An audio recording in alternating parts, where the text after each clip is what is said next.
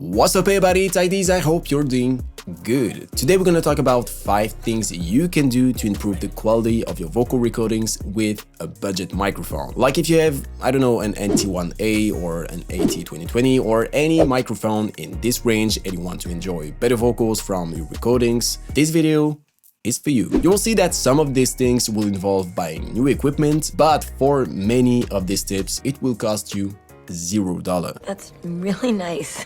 Before we start, please make sure you hit the subscribe button and turn on the notification bell so you're the first one to know every time I release new videos about music production. Also, in the description, you'll find a PDF that talks about the basics of vocal mixing in the field of pop and hip-hop music. It is 100% free, it is super useful if you want to improve your mixing skills, so yeah, well, let's get started. The first thing you can do to record high-quality vocals with a budget microphone is not to get too close to it. This certainly doesn't mean you have to record like super far away, like this, especially if you're recording in a home studio. But a lot of singers and rappers often get very close to the mic, thinking that this will give a sharper, more precise sound.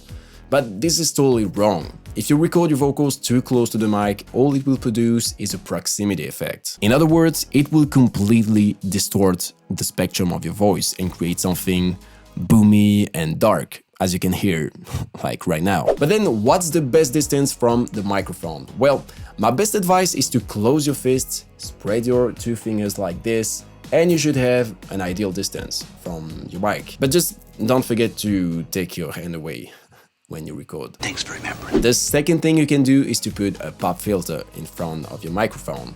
It is a simple way of getting rid of the sounds we call plosives. Plosives are consonants that let a lot of air out of your mouth at once. P and B are the most common. Like if I get close to the microphone and say poop or balloon, you hear that there's an ugly little boom that goes into the recording, and that can really kill your vocal recordings. All you have to do then is to put your pop filter in front and it's done. The plosive will be recorded as normal, just like all the other sounds. It's a super powerful tool and doesn't cost a thing. I'll give you a link below if you think you'll need it for your next recordings. Number 3, don't stand too close to the walls. Having a flat surface next to you when you are making a sound means there's gonna be a reflection. And the closer you get to a reflective surface, like a wall, the stronger the reflection will seem. It is exactly the same for your microphone. It may even amplify this effect in your recordings. So I really advise you to stay away from walls to avoid having recordings that lose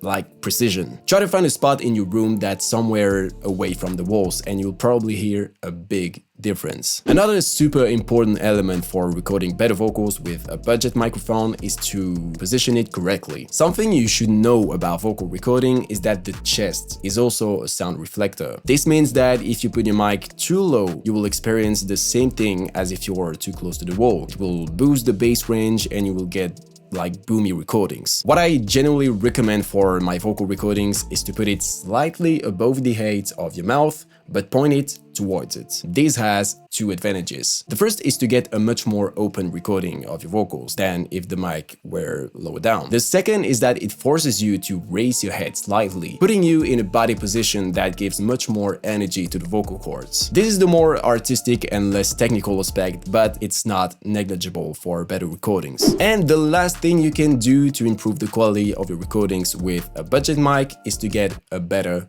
preamp. This is obviously more expensive, but it can be a complete game changer in terms of audio quality, I swear. And many people think that it's only the quality of the mic that matters and that what follows isn't that important or doesn't add anything to the sound. Believe me, a preamp is just as important as a mic. In most cases, a good preamp will make your recordings more stable and accurate. On the other hand, a bad preamp can make your recording sound dynamically and frequency-wise very poor. The difference between good and bad preamps can sometimes be super impressive. A very good preamp for vocal recordings is the Focusrite EZ1, but you also have the Solo 610 or the Pre-73 from Golden Age Project.